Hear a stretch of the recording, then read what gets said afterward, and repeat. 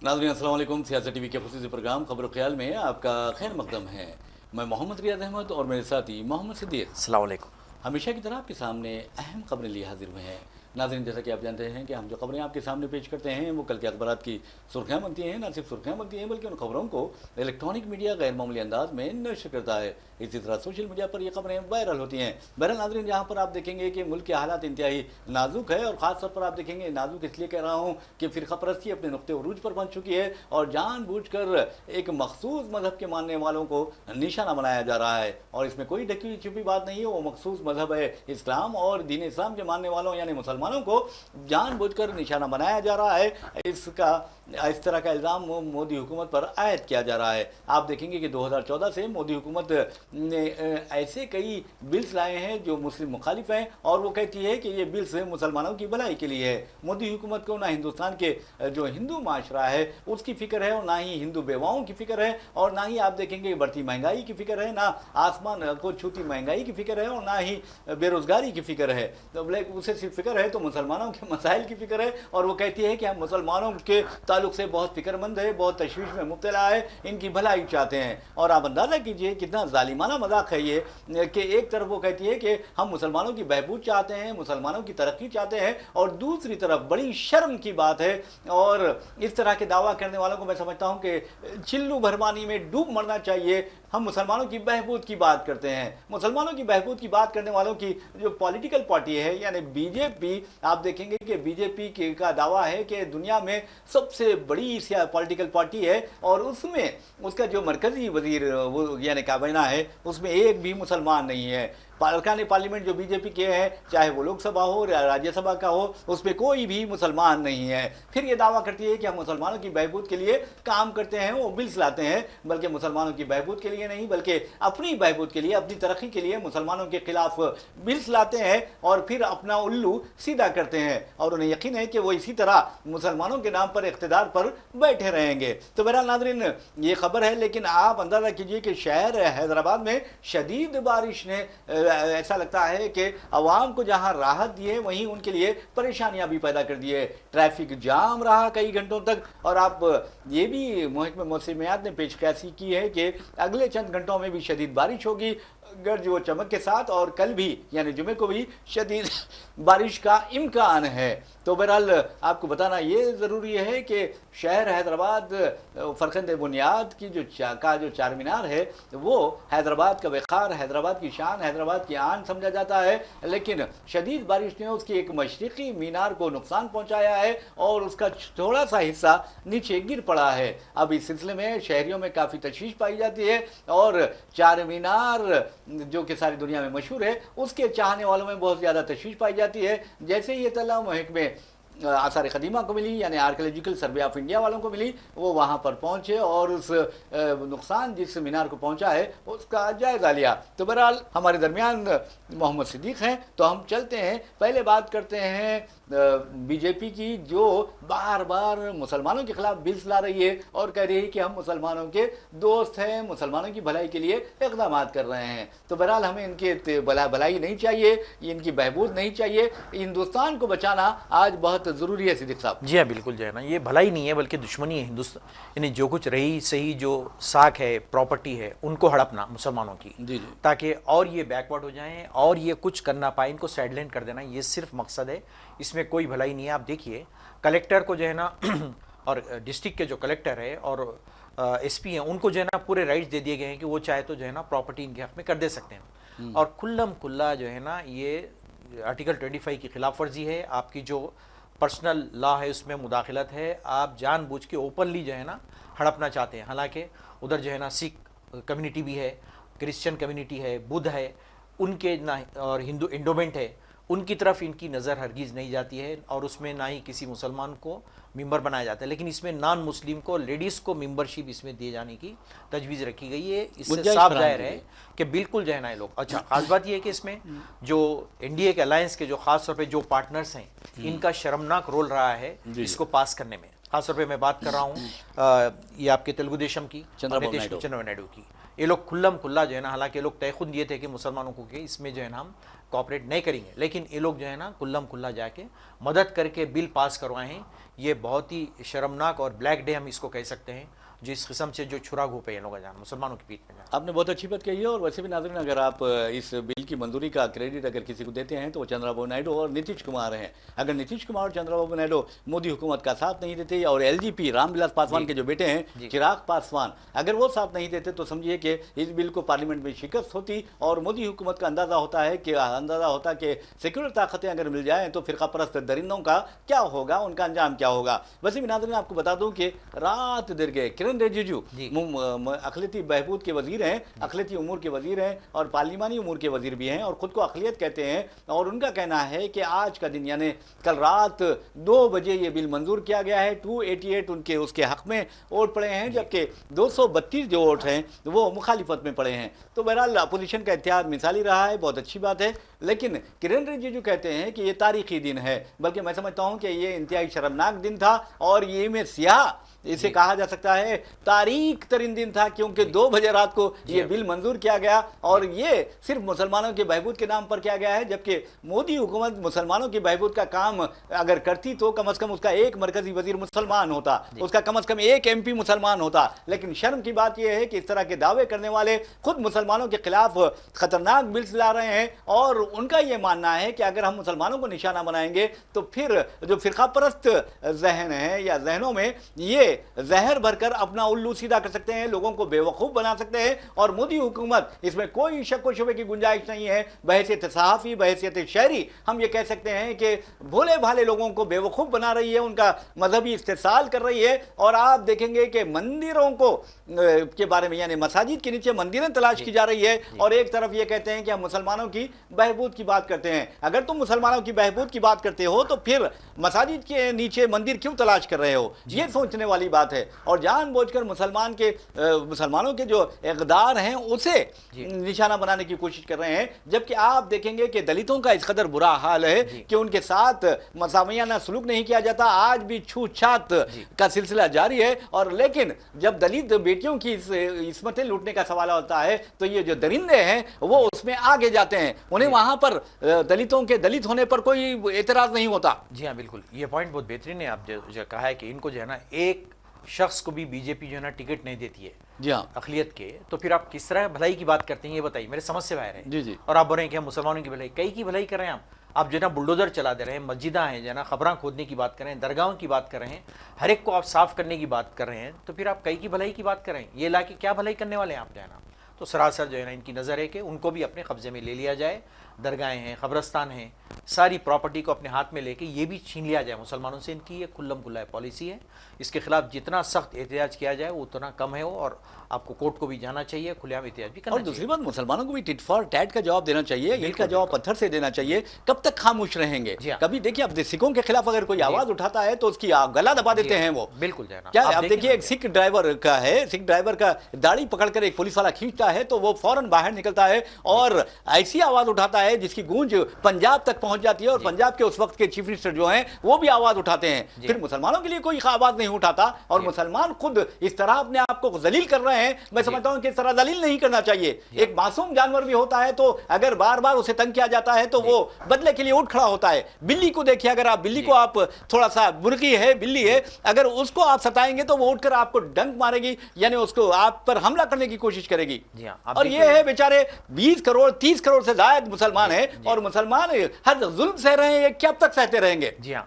और आप देखिए ताजुब इस बात पे है कि इसमें भी जो है ना डिवाइड हो चुके हैं मुसलमान। जी नहीं, हुकूमत कर रही है डिवाइड, हुकूमत डिवाइड करके ये बताना चाह रही है कि देखो कई मुसलमान इससे तायद में, वो नहीं है। हालांकि आप देखेंगे तो साफ नजर आ रहे हैं कि वो मुस्लिम्स नहीं है जो एहतिजाज, मतलब ये ताइद में जो निकाल रहे हैं। अरे भोपाल के लाकर आप वीडियो बता रहे हैं कि वहां पर मुसलमान इसके हक में है। अरे मेरे भाई, नाम अंके अगर मुसलमान है तो वो हक कहां हुआ है? और दूसरी बात, ये वक्फ तरमीमी एक्ट जो है सिद्दीक साहब, आप देखेंगे कि मुसलमानों को तफरीके में बांटने की कोशिश है, मुसलमानों को तकसीम करने की कोशिश है। उसमें यह गुंजाइश फराहम की गई है बोहरों का और आगा खानी जो है वो औकाफ अलग कर देंगे। जी हाँ, उनका अलग करने की बात कही, जबकि इस्लाम में ऐसा नहीं है। नहीं है, बिल्कुल बिल्कुल नहीं है, सब एक साथ हैं, अब सबको अलग कर दिया जाएगा। इनमें भी फूट डालने की कोशिश की गई, जी हाँ, जी हाँ, ताकि सारे फिरके बढ़ जाएं, इलों में इत्तेहाद ना बाकी रह जाए। जी जी। और आप देखिए किसानों का जो कानून लाया गया था, किस तरह मजबूर होकर लोग जो है ना वापस लेना पड़ा। अरे वापस क्यों लिए? किसानों ने कुर्बानी दी, बिल्कुल 720 से ज्यादा किसान शहीद हुए, और आज भी एहतियात जारी है। तो जब यानी हर चीज देखिए, अगर आपको कुछ करना है तो कुर्बानियां मांगनी पड़ती है, कुर्बानियां देनी पड़ती है आपको। जी जी। तो जब जाके वो चीज वापस होती है, बगैर कुर्बानियों के यहाँ पे कुछ भी आपको हासिल हो, हल्के हर चीज आपसे छीन ली जाने वाली है। अरे बिल्कुल इस तरह आप देखेंगे कि आर्टिकल 370 को मनसूख किया गया, मुसलमान खामोश रहे, और शहरी तरमीमी कानून लाया गया, मुसलमानों के एहतजाज को नजरअंदाज कर दिया गया, जबरदस्ती उनका एहतजाज खत्म करवाया गया। ये तो शहरी तरमीमी कानून था। और सबसे अहम बात है, अफसोस की बात यह है कि सुप्रीम कोर्ट और दूसरी अदालतें सो रही हैं। अब शहरी तरमीमी कानून जो बिल्कुल मजहब की बुनियाद पर है, मजहब पर मबनी है, अब अंदाजा कीजिए शहरी तरमीमी कानून में हिंदुओं को शामिल किया गया है, जो पड़ोसी मुल्कों से आते हैं, यानी अकलियत जहां की है उन्हें शामिल किया गया है, ईसाइयों को शामिल किया गया है, सिखों को शामिल किया गया है, बुद्धिस्ट को शामिल किया गया है, जैन को शामिल किया गया है, लेकिन मुसलमान को शामिल नहीं किया गया। इसका मतलब यह है कि यह मजहब पर मबनी बिल है, और सुप्रीम कोर्ट का क्या यह फर्ज नहीं बनता कि सुप्रीम कोर्ट खुद इसमें खुद मुदाखलत करती है और कहती है कि यह मजहब पर मबनी बिल है, जबकि मुसलमानों को तहफ़्फ़ुज़ात फराहम किए जाते हैं गुर्बत की बिना पर, पसमानदगी की बुनियाद पर। तो बीजेपी कायदीन बड़ी शर्म के साथ, बेशर्मी के साथ कहते हैं कि यह मजहब की बुनियाद पर तहफ़्फ़ुज़ात दिए जा रहे हैं। जी हाँ रियाज साहब, उसमें भी कुछ ना कुछ मसलेतन वो खामोश बैठे हुए हैं, या उनको धमकी मिल रही है, या उनको क्या उनका है पता नहीं, जो है ना कि वो लोग भी जो है ना बहुत कभी कभार मुंह खुला करते हैं। हाँ सर, बुलडोजर का जो चल रहा है, जी। अब देखिए क्लियरली यानी वहाँ पर जो है ना कानून है, सुप्रीम कोर्ट के ऑर्डर्स हैं कि बुलडोज नहीं करना, फिर बुलडोजर बराबर चल रहे हैं। आप देखेंगे, अब देखिए इलाहाबाद हाई कोर्ट, इलाहाबाद के जो यूनिवर्सिटी के हेड ऑफ द डिपार्टमेंट हुआ करते थे प्रोफेसर फातमी, उनके मकानात को और 4 पड़ोसियों के मकानात को मुनज़्ज़िम कर दिया गया था, डिमोलिश कर दिया गया था अतीक अहमद के नाम पर। और आप देखेंगे कि वहां पर बुलडोजर चला दिए गए थे और अच्छे मकानात उनके तबाह और बर्बाद कर दिए थे, जमीन के बराबर कर दिए गए। सुप्रीम कोर्ट मुदाखलत करी, और ऐसी मुदाखलत करी कि 10 लाख रुपए मुआवजा देने की बात की, जबकि लाखों करोड़ों का घर है वो, और 10 लाख रुपए के मुआवजे की बात करती है सुप्रीम कोर्ट। सिर्फ मजाक है ये और कुछ भी नहीं है रियाज साहब। जो है ना इतनी मेहनत से एक मकान बनता है, कई सालों की मेहनत के बाद जिंदगियां खत्म हो जाती है, गुजर जाती है, एक जनरेशन खत्म हो जाती है, उसको बुलडोजर करके जो है ना चंद रुपये मुहैया कर दिए, तो आप बोलेंगे कैसा होता बताइए। आज हिंदुस्तान को सिद्दीक साहब अगर कोई बचा सकते हैं तो अदालतें बचा सकती हैं। बहुत ही हालात खराब हो चुके हैं, और बार बार मुसलमानों को निशाना बनाया जा रहा है, लव जिहाद के नाम पर, लैंड जिहाद के नाम पर, काऊ जिहाद के नाम पर। अरे अजीब गरीब हरकतें हो रही है। अरे आप कपड़ा पहनना आपके, मैं बताता था क्या ये हिंदुस्तान है, किसी के बाप की जागीर नहीं है। मैं जो चाहे कपड़ा पहन सकता हूं, मैं जो चाहे खा सकता हूं, तू कौन होता है? जी हाँ बिल्कुल। और हर चीज में जहाद ला रहे हैं लोग, आप गौर करें, जी लव जहाद, पानी जहाद, ये जहाद, यानी हर वर्ड को जहाद वहां पे जोड़ दिया जा रहा है। जहाद बोल के बताते हैं जो है ना हर चीज। अरे इस्लाम में पाकिस्तान का अगर तुम्हें पता नहीं है तो आके हमसे मिलो, हम तुम्हें लिटरेचर फराहम करेंगे और बताएंगे कि इस्लाम में पाकिस्तान और तहारत का क्या मुकाम है। जी हाँ बिल्कुल, जहाद को एक मजाक के तौर पर ये वर्ड, अरे पाकिस्तान को तो आधा ईमान कहा गया है ना। जी हाँ जी हाँ, यानी मुल्क की तरक्की तो आप पोंछ के फेंक दी गई, कहाँ मुल्क किधर जा रहा है, जो महंगाई है, जो मसाइल है, वो सब छोड़ छुड़ा के जो है ना वो खबरें खोदने की बात है, वो दरगाहों की बात आ रही। अरे ये बात है जी, आपने कितने लोगों को नौकरी दी है बताइए कि हिंदू मुस्लिम। अरे मोदी जी, या महंगाई बढ़ रही है, हिंदू मुस्लिम। अरे आप हिंदुस्तान को तरक्की के राह पर ले जाइए। आज मुसाबिकत का दौर है, चीन से हमको मुकाबला करना है, अमेरिका से हमको मुकाबला करना है, गुलाम किसी के बन के रहना नहीं है। जी हाँ, हिंदुस्तान एक अजीम मुल्क है, हिंदुस्तान को एक अजीम मुल्क रहना चाहिए। अगर आप मजहबी खुतूत पर हिंदुस्तान को तकसीम कर देंगे, अपोजिशन ने कहा है कि ये जो बिल है एक मुल्क को तकसीम करने की एक साजिश है। बिल्कुल साजिश है। ये सब तरक्याती कामों को पूरा डाल दिया गया है पहुंच के, इसके बारे में कोई बात नहीं कहते, ना मीडिया बात करता है इसमें, कोई भी नहीं, सब उसके पीछे पड़े हुए हैं। रात भर बैठ के जो है ना बिल पास किया जा रहा है, 12 घंटे वज़ीर आज़म गैर हाजिर रहे हैं। जी हाँ बिल्कुल, और अमित शाह बयान दे रहे हैं। मुतल्लिका वजीर बयान देना था, अमित शाह बयान दे रहे हैं। बिल्कुल। और अमित शाह कहते हैं कि अपोजिशन मुसलमानों को गुमराह कर रही है। क्या मुसलमान आर्टिकल 370 की मनसूखी से क्या गुमराह हुए? जी हाँ बिल्कुल। शहरियत तरमीमी कानून तुम्हें अच्छी तरह मालूम है कि मजहब पर मबनी है, और तुमने वो बिल मंजूर करवाया। क्या मुसलमान गुमराह हुए या तुम किसी को गुमराह कर रहे हो? ये सवाल पैदा होता है। जी हाँ बिल्कुल जो है ना, और बिल्कुल जो है ना इसके खिलाफ मुत्तहिद होकर लड़ना चाहिए, क्योंकि कई ऐसे अपोजिशन पार्टीज हैं, उनको साथ लेके बराबर अदालत में भी जाएं, मुकाबला करें, बराबर जो है ना कामयाबी हमको मिल सकती है। माशाल्लाह आप देखिए एमके स्टालिन चीफ मिनिस्टर तमिलनाडु, उन्होंने असेंबली में करारदाद पेश की इसके खिलाफ और ऐलान कर दिया उन्होंने सुप्रीम कोर्ट में इसके खिलाफ मुकदमा दायर करेंगे। बिल्कुल। मुस्लिम पर्सनल बोर्ड ने भी कहा कि हम सड़कों पर आकर एहतजाज करेंगे। और आना चाहिए सड़कों पर जमहूरी अंदाज में। बिल्कुल। अरे कब तक तुम तंग करते रहो, कब तक तुम जुल्म करते रहो? अगर अब जुल्म का अगर आप जवाब नहीं देंगे जमहूरी अंदाज में तो फिर क्या होगा? बताइए, कितने मदरसों को बुलडोजर किया गया, मसाजिद को बुलडोजर कर दिया गया है, ऊपर की मंजिल नाजायज है, बल्कि आप देख रहे हैं कितने क्या बुरा हाल कर हद हो गई है, हद हो गई है। बिल्कुल, कोई चीज बाकी नहीं रखे लोग जाना, यानी इतना बिजी रखना चाह रहे हैं हिंदुस्तान की आवाम को कि लोग पलट के ना पूछे कि आखिर तुम लोग तरक्की क्या कर रहे हैं। ये सवाल बिल्कुल करने के लिए ये चीजों में उलझा दिया गया है यहाँ की आवाम को जाना। अरे अब देखिए चीन किस कदर आगे जा रहा है और हम पीछे होते जा रहे हैं। जी हाँ, खाली टैरिफ के मसले पे आप जो है ना ट्रम्प को नहीं मनवा सकते। अरे बात नहीं कर सके ट्रम्प के सामने। क्या मौक़िफ़ देखिए, चीन क्या बोलता है, कितना डरा के धमका है कि लगा के देखो फिर मैं क्या करता हूँ जाना। फिर ये जाके झुक जाते हैं लोग टैरिफ के मसले पे जाना। अरे आपको अब देखिए ज़ेलेंस्की जो यूक्रेन का सदर है वो जाके ट्रम्प से आंखों में आंखें मिलाकर बात करता है और हमारे वज़ीर आज़म जाते हैं खामोशी से बैठकर आ जाते हैं, बहुत ही अदब से बात करके जाना। अरे भाई वहां जाओ, जाके आवाज उठाओ। खामोशी इस दौर में तुम्हें जीने नहीं देगी। इस दौर में जीना है तो कोहराम मचा दो और तब कहीं जाकर तुम हक हासिल कर सकते हो। बुज़दिलों की तरह मैं समझता हूं कि आप खामोश रहेंगे तो कब तक? बिल्कुल जाना, ये बहुत गलत है, जिसकी वजह से जो है ना आपको झुकना पड़ा और शर्मिंदगी उठानी पड़ी सारे आलम में जो है ना। हिंदुस्तान का जो मौक़िफ़ है, मामूली मैक्सिको देख लीजिए, मैक्सिको है, कनाडा है, ये लोगों का मौक़िफ़ क्या है आप देख लीजिए ट्रम्प के सामने। वो लोग बोले मानने तैयार नहीं है, तुम होंगे अपनी जगह। अरे कोलंबिया के जब आप देखेंगे कि वहां पर जो गैर कानूनी तारकिन वतन थे कोलंबिया के, उनको अमेरिकी फौजी तैयारे में भेजा जा रहा, तो उसने कहा कि खबरदार, आप फौजी तैयारे में नहीं बल्कि हम हमारा तैयारा भेजेंगे तो आप उनको भेजिए। जबकि हमारे यहाँ देखिए सिख भाइयों को अगर जब लाया गया तो उनके पगड़ियों को डस्टबिन में डाल दिया गया, कूड़ेदान में डाला गया, उनके हाथों में हथकड़ियां, पैरों में बेड़ियां डाल के लाया गया उनकी। और वज़ीर आज़म ने एक आवाज नहीं उठाई कि आप बेड़ी क्यों पिनाएं। एक लफ्ज ने बोले कि जाना इतना जलील ख्वार करके यहाँ पे लाया गया, मैं बता नहीं सकता हूँ। जी जी, तो ऐसी हरकतें हैं लोगों की, तो ये लोग जहाँ भी जो स्ट्रांग दिखा खामोश झुक जाते हैं, जो कमजोर है उस पर हमला करने की लोग कोशिश। अरे वृंदावन में जाइए, कितनी हिंदू बेवाएं हैं, हिंदुस्तान में कई ऐसी हिंदू बेवाएं हैं जो शादी के लिए तड़प रही हैं, साथी के लिए तड़प रही हैं, लेकिन आप देखेंगे उनके भलाई के लिए कुछ काम नहीं करते। क्या तुमको हिंदू बेवाओं से हमदर्दी नहीं है? उनको तलाक़ सलासा की फिक्र लग जाती है, फिर तलाक़ सलासा की फिक्र लग जाती है। अरे अक्सरियत का देखो, अक्सरियत के क्या हालात हो रहे हैं बेचारों के, वो बिल्कुल तैयार नहीं है मानने को, बिल्कुल उस तरफ पलट के देखने ही नहीं चाहते। जो मसाइल है हिंदू सोसाइटी के, जो चीज़ें हैं कई जो है ना, उसके तरफ इनको फिक्र नहीं है, सिर्फ मुसलमानों के पीछे पड़े हुए रहते 24 घंटे लोग जाना। अरे हर चीज़ में मुसलमान, हर चीज़ में मुसलमान। अब अंदाजा कीजिए औरंगजेब क्या इंतकाल हुए, कई सदियां गुजर चुके हैं, औरंगजेब को ला रहे हैं। औरंगजेब की तारीख अगर तुम्हें मालूम हो तो बताऊं क्या कि शाहजी जो है अपने छत्रपति शिवाजी के जो पोते थे वो उनकी परवरिश औरंगजेब के महल में हुई है। उनकी जो बेटी है औरंगजेब की, वो उनके माँ की तरह चाहते थे। और जब औरंगजेब का इंतकाल हुआ उसके बाद शिवाजी के जो पोतरा है वो वहां पर औरंगजेब की खबर पर जाता है, वहां हाजिरी देता है, एहतराम वहां पर खामोश रहता है। तो आप देखेंगे कि शिवाजी का वही पोतरा औरंगजेब की बेटी की याद में मस्जिद तामीर करता है। और यह है कि औरंगजेब ने इस तरह किया, शिवाजी के साथ इस तरह किया। अरे ये तो पॉलिटिकल फाइट थी। और उसके बाद खुद आप देखेंगे कि शिवाजी की जो नस्ल है उसका एहतराम कर रही है। प्योरली सेकुलर था। आप अगर तारीख उठा के देखें जो है ना, प्योरली सेकुलर थे जो है ना, चाहे औरंगजेब लीजिए, शिवाजी लीजिए, ये लोग जो है ना, शिवाजी के जो सिपह सालार थे वो भी मुसलमान।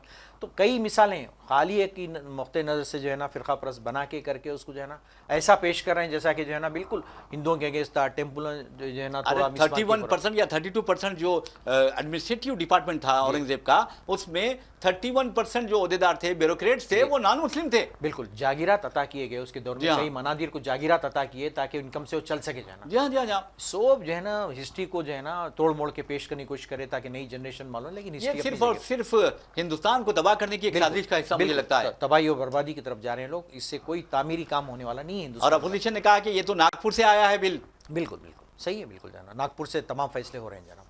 बहरहाल नाज़रीन, ये तो इस तरह की बात रही, लेकिन हम आपके लिए चलते हैं और एक बात बताते हैं कि असदुद्दीन ओवैसी ने बिल को फाड़ दिया और कहा कि उन्होंने गांधी जी की पैरवी करते हुए किया है। तो बहरहाल हर कोई कानून के पकड़ में आने से बच रहा है, कानून के नहीं बल्कि हुकूमत की पकड़ में आने से बच रहा है। तो कहने का मतलब ये है कि बबांग दहल कहना चाहिए कि अगर मोदी हुकूमत गलत कर रही है तो ये गलत कर रही है, हिंदुस्तान के खिलाफ है। मोदी हुकूमत को यह जवाब देना चाहिए कि आखिर चीन ने हमारी ज़मीन, कितनी ज़मीन में दरअंदाजी की, कितनी ज़मीन पर कब्जा कर लिया है। मोदी हुकूमत को यह बताना चाहिए चाहिए, अपोजिशन को इस मामले में भी आवाज उठानी चाहिए। और दूसरी अहम बात नाज़रीन आपको बता दूं कि जहां तक इस कानून का सवाल है, वज़ीर आज़म गैर हाजिर रहते हैं, अमित शाह जवाब देते हैं, अमित शाह हमेशा की तरह यही कहते हैं कि हमने बहुत बड़ा कारनामा अंजाम दिया। तो बहरहाल मुसलमानों के खिलाफ कोई बिल पेश होता है तो इनके लिए तारीखी दिन होता है, या और जबकि हकीकत यह है कि वो हिंदुस्तान के लिए सियाह दिन होता है। बिल्कुल सियाह ख़वानीन नहीं है, सियाह चाहे तलाक का कानून हो, ये हो, सारी चीज़ें जो है ना, और आपकी यूनिफाइड सिविल कोड है, एक्स्ट्रा सिविल कोड है, वो है,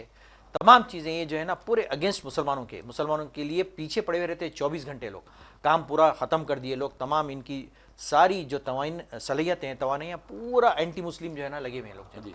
अच्छा सिद्दीकी साहब, आप देखेंगे कि जहाँ तक हमने बारिश का जिक्र किया है, बारिश के बारे में हम आपको बताते हैं कि रियासत तेलंगाना में ख़ासतौर पर हैदराबाद में बहुत ज़्यादा बारिश हुई है, शदीद बारिश का लोगों ने मुशाहिदा किया, और कई मकामात पर ये भी देखा गया है कि ट्रैफिक घंटों तक जाम रही है, और बाज़ मकामात पर दरख्तों की गिरने और टीन शेड्स वगैरह के गिरने के वाक़यात भी पेश आए हैं। लेकिन अब तक हमारे पास कोई ऐसी खबर नहीं आई है कि कोई ज़ख्मी हुआ हो या फिर कोई हलाकतें हुई हो। लेकिन दर्जा हरारत तो जो 40 डिग्री सेल्सियस से ज़्यादा था, अब गिरकर 33 डिग्री सेल्सियस हो गया है। और ये भी कहा जा रहा है कि चार मीनार, खैरताबाद, एलबी नगर, सिकंदराबाद हैं, और फिर श्रीलंगमपल्ली में शदीद बारिश रिकॉर्ड की गई है। जबकि महकमे मौसमियात ने आदिलाबाद और कमरम भीम और मंचिरियाल, निज़ामाबाद और कामारेड्डी के लिए ऑरेंज अलर्ट जारी कर दिया है। हैदराबाद के लिए भी ऑरेंज अलर्ट जारी कर दिया है। कल भी बारिश की पेश क़यासी की गई है। आप देखेंगे कि ऐसा लग रहा था कि शहर की बात सड़कें डबलपुरा वगैरह जाइए आप, या फिर मौला का छिल्ला या खुतरे की तरफ आप जाएंगे तो वहाँ ऐसा लगता है कि पूरी गाड़ियाँ डूब रही थी। सैलाब की सूरत पैदा होगी हैदराबाद में। मामूली एक बारिश में जो है ना ये हाल है, यहाँ की इतनी सूरत पैदा होगी, इन्हें बहुत से ट्रैफिक जाम है, पूरे पानी जमा हो गया है, कई जो है ना हर जगह जो है ना दरख्त गिर गए हैं जो है ना पूरा। जी। इसका मतलब ये है कि कुदरती आफत यानी कुदरत से कोई टक्कर नहीं ले सकता। बिल्कुल नहीं ले सकते जो है ना, इसके लिए पहले से हमको प्रिपेयर तैयार रहना पड़ता है। बहरहाल नाज़रीन, एक और खबर की जानिब लिए चलते हैं, और आलमी सतह पर जो क़वानीन की धज्जियाँ उड़ाई जा रही हैं, अब ऐसा लगता है कि इंटरनेशनल कोर्ट ऑफ जस्टिस की भी कोई अहमियत नहीं रही है, उसी तरह जिस तरह अक़वाम मुत्तहिदा की नहीं रही। इस मामले में अमेरिका और इसराइल काफ़ी बदनाम है। अमेरिका तो पहले ही ऐलान कर चुका है कि हम इंटरनेशनल कोर्ट ऑफ जस्टिस से निकल जाएंगे। अब हंगरी आप देखेंगे कि इसराइल का हलीफ है, और आलमी अदालत इंसाफ ने ख़ास तौर पर नेतन्याहू और उनके वज़ीर दिफा और इसराइल के बाद अरकान के साथ साथ आपने देखा कि हमास के बाद कायदीन के खिलाफ यानी बैलेंस करने के लिए उन्हें मुजरिमाना यानी जंगी मुजरिम करार दिया था, और कहा था कि जंगी जराइम का इन लोगों ने इर्तिकाब किया है। और आलमी अदालत इंसाफ ने नेतन्याहू के खिलाफ वारंटी गिरफ्तारी भी जारी कर दिया, और कई मुल्कों ने कहा कि अगर वो हमारे पास आएगा तो हम उसे गिरफ्तार करके उस मुजरिम को आलमी अदालत इंसाफ के हवाले कर देंगे। लेकिन वो मुजरिम जाता है अमरीका, वो मुजरिम हंगरी भी पहुंचता है, और हंगरी उसकी तायीद में इस कदर आगे आ जाता है कि अब हंगरी ने भी धमकी दी है कि हम आलमी अदालत इंसाफ का हिस्सा नहीं रहेंगे। तो आप अंदाजा कीजिए कि किस तरह इंसानियत के खिलाफ जराइम हो रहे हैं, किस तरह 70,000 से ज़ायद फ़लस्तीनी शहीद हुए, और उसके लिए ये नेतन्याहू जिम्मेदार है, और उसमें बच्चों और ख़वातीन की अक्सरियत है। लेकिन शर्म आनी चाहिए इस मोज़िब समाज को, जो अपने आप को दावा करते हैं कि हम बहुत मोज़िब हैं, हम कुत्तों की ज़िंदगी बचाएंगे, लेकिन इंसान जब शहीद होते हैं तो उन्हें उसकी परवाह नहीं करते। तो पुर्तगाल ने भी ऐलान कर दिया है कि हंगरी ने ऐलान कर दिया है कि हम आलमी अदालत इंसाफ से निकल रहे हैं और अपने मेहमान को हवाले नहीं करेंगे। जी हाँ, बिल्कुल। ये जिस तरह आपको मालूम है ना, यूएनओ किस तरीके से वहाँ पे कई रेजोल्यूशन पास होकर कचरे कूड़ेदान में होकर रह गया, कोई काम नहीं है उसको जो है ना, और वीटो का जो पावर है एक मजाक बना के रह गया वो यूएनओ। बिल्कुल मजहूल किस्म का, बेमकसद बेमाने किस्म की एक इंटरनेशनल ऑर्गेनाइजेशन है जिसका कोई मकसद है ही नहीं। आज जितनी जो देख रहे हैं दुनिया में इतनी परेशानी, इतने झगड़े, फिसाद, मसाइल हो रहे हैं, अगर उसमें मौसीर ये काम करते तो लोग कई चीज़ें रुक जाती है। खासतौर पर फ़लस्तीन का जो मसला है जो पेंडिंग पड़ा हुआ है 50 साल के ऊपर हो गया, उसमें कोई रोल नहीं है इसका जो है ना।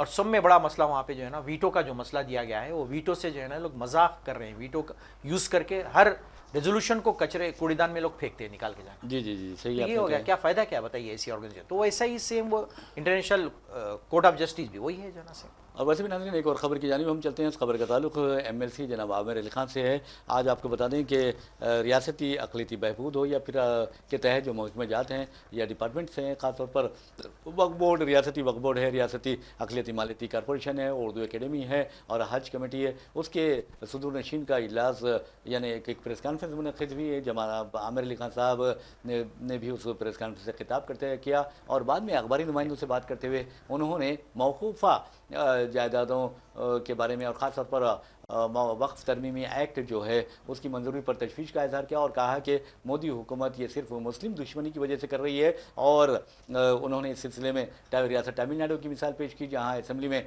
करारदाद मंजूर की गई है यानी वक्फ तरमीमी बिल के खिलाफ। इसी तरह आप देखेंगे कि कर्नाटक में भी इसी तरह की आवाज़ उठाई गई है। उन्होंने कहा कि रियासत तेलंगाना के असेंबली में भी ऐसा ही होगा और हम मरकज़ी हुकूमत के इस इक़दाम की सख्ती से मुखालिफत करेंगे और एहतजाज भी करेंगे। बिल्कुल जी, जी। सही इक़दाम है क्योंकि हमको भी यहाँ से मौसी नुमाइंदगी बहुत ज़रूरी है। और आप देखेंगे कि आज उन्होंने खुद सियाह रुमाल बांध कर एहतजाज भी किया। जी हाँ, बहुत ज़रूरी है क्योंकि अब यहाँ पे कांग्रेस की हुकूमत है तो रिप्रेजेंटेशन यहाँ से भी होना चाहिए, बिल्कुल रेजोल्यूशन पास करना चाहिए और उसको यहाँ पे इम्प्लीमेंट होने से रोकना चाहिए जितनी कोशिश। उन्होंने कहा है, आमिर खान साहब ने कहा कि रियासत तेलंगाना में जो वक्फ तरमीमी एक्ट है उस पर अमलावरी नहीं की जाएगी क्योंकि ये कांग्रेस की हुकूमत का ये हुकूमत है यहाँ पर और कांग्रेस का गढ़ है। बिल्कुल ज़रूरी है क्योंकि वहाँ पे जो है ना कांग्रेस मुत्तहिद है पूरा अपोजिशन इस मामले में। जी हाँ, बहुत अच्छी बात है, अच्छी बात है और यहाँ पर भी जो है ना इस पर बिल्कुल उसको रोकना चाहिए। अब देखिए राज्यसभा में भी ये बिल पेश कर दिया गया है तो बहरहाल वहाँ पर भी कुछ ना कुछ हेरा फेरी करके पास कर लिया जाएगा। बहरहाल नाज़रीन, इसी के साथ हम अपना प्रोग्राम खबरों ख्याल अख्ताम को पहुँचाते हैं। अपने मेज़बान मोहम्मद रियाज अहमद और मेरे साथी